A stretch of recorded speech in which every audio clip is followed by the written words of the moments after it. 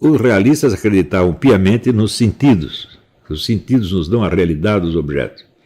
E os idealistas respondiam, mas os sentidos jamais nos dão a realidade do que quer que seja. Os dois lados estavam certos. Né? Só que nenhum admitiu algo que fosse para além dos sentidos. E hoje nós temos que aceitar isso. Sobretudo quando nós conhecemos todos os estudos que existem sobre negócio de percepção extrasensorial. Que é uma coisa que no século XX avançou de uma maneira absolutamente fantástica. Não é isso? Então, por exemplo, aqueles estudos do... aquele inglês, agora esqueci o nome dele. Sobre a sensação de estar sendo observado. Né? Se você tem a sensação de estar sendo observado, você não está vendo quem te observa. Mas esse fenômeno efetivamente existe. Não é isso? Também certas percepções animais. Eu tinha um gato, o gato se chamava Bartolomeu. E diariamente, na hora de eu voltar para casa, o Bartolomeu ia me esperar na porta da rua. Não era um cachorro, era um gato. Será que é difícil ensinar alguma coisa para um gato? Não fui eu que ensinei isso para ele, ele aprendeu sozinho. Como é que ele percebia a minha presença antes de ter acesso a ela pelos seus 5 sentidos? Eu não tenho a menor ideia, mas é óbvio que ele, por estar presente, fisicamente presente, ele percebia uma presença física que ia para além dos dados sensíveis que essa presença física lhe mostraria depois para os olhos, ouvidos, tato, etc, etc, etc. Eu acho francamente incrível que essa noção de presença jamais tenha ocorrido aos filósofos das eras passadas e que, por causa disso, eles tenham gastado tanto tempo no debate entre idealistas e realistas, ou idealista e materialista, como queira chamá-los. Também um outro aspecto interessantíssimo do negócio, que eu não sei se eu abordei suficientemente no curso e no livro, é que tudo aquilo que nós percebemos dos objetos nunca são objeto inteiro e nunca são a presença total dele.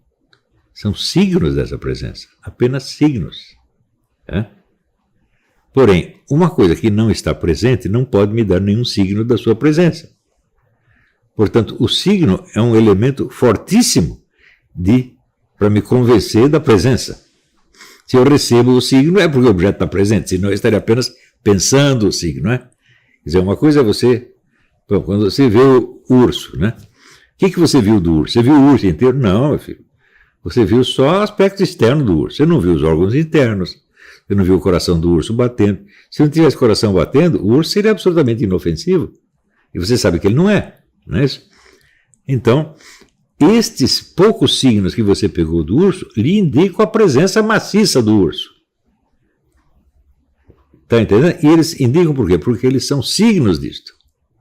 Não existe o signo sem o significado e muito menos o signo sem o referente.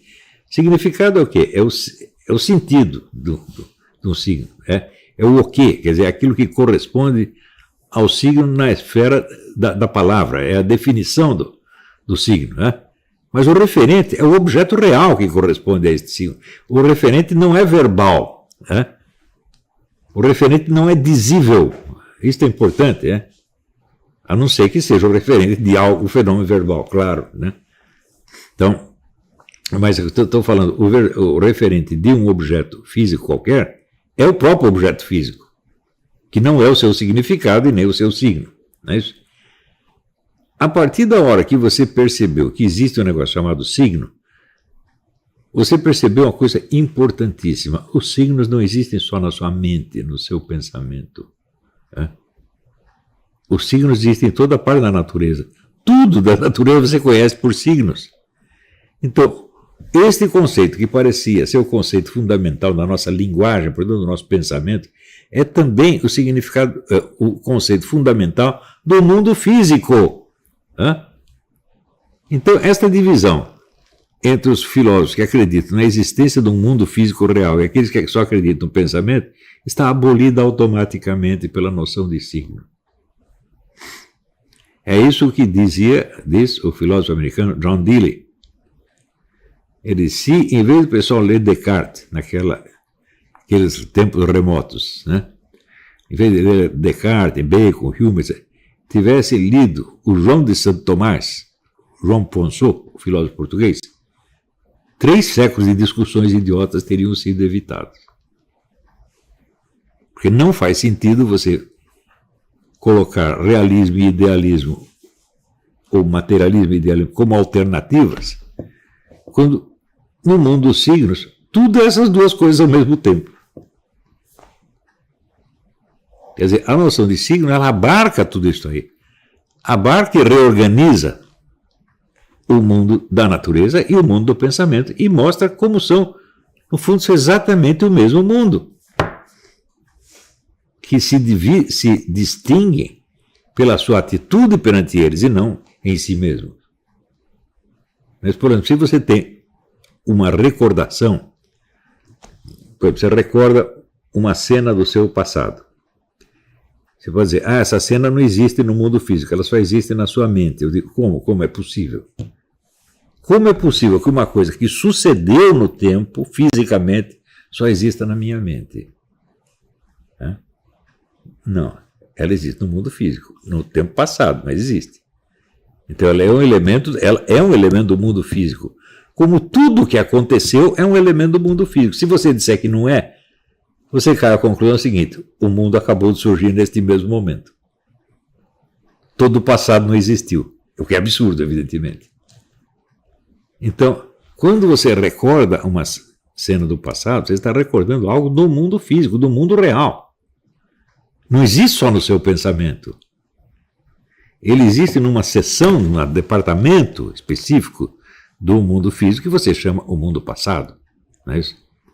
Mas se você retirar um único elemento desse mundo passado e jogá-lo para a esfera do irreal, você acabou de abolir toda a realidade do mundo.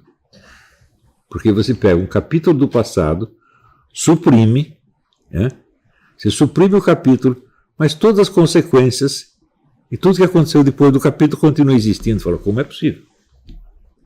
É inteiramente absurdo. Então, é absolutamente errado você acreditar que as suas recordações só existem na sua mente. E é por isso que eu chamo a minha posição filosófica de realismo radical. Quer dizer, do preconceito, do conceito idealista, eu aceito um pedacinho da crítica que ele faz, vamos dizer, ao realismo ingênuo, mas não só um pedacinho, porque eu acho que até o realismo ingênuo é mais esperto do que o idealismo. Então, a minha posição é idealismo radical, quer dizer, existe muito menos coisa na nossa mente do que as pessoas imaginam. A concepção atual é a seguinte: tudo está no nosso cérebro. Inclusive, a estrutura do mundo todo só existe no nosso cérebro. Mas o que é isso? O que é o cérebro se não um pedaço do mesmo mundo? No meu modesto entender, o meu cérebro está dentro do mundo e não o mundo dentro do meu cérebro. Ou o seu é diferente, o seu cérebro é maior do que o mundo. Então, cérebro é apenas o nome de uma coisa física que existe dentro da sua caixa craniana. E ela não tem todo esse privilégio que as pessoas acreditam.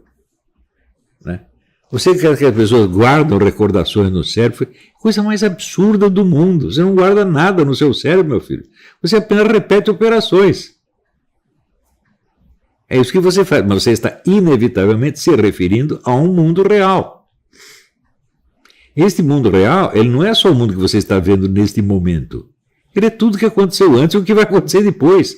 E nós transitamos dentro disso, com a nossa imaginação, com o nosso pensamento, etc, etc. Mas nós não estamos, quando estamos pensando, nós não fugimos do mundo para entrar dentro da nossa subjetividade. Isso é uma besteira.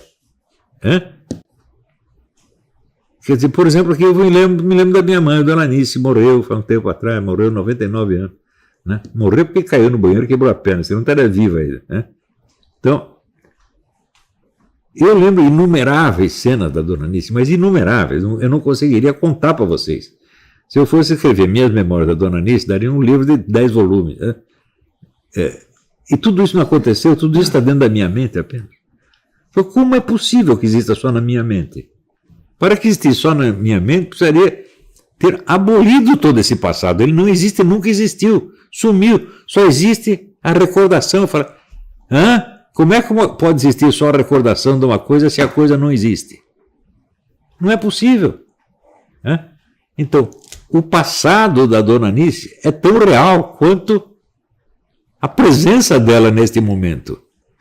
Se ela está presente apenas como recordação, é uma presença que transcende a minha capacidade de recordar. Eu não estou recordando a minha recordação. Né?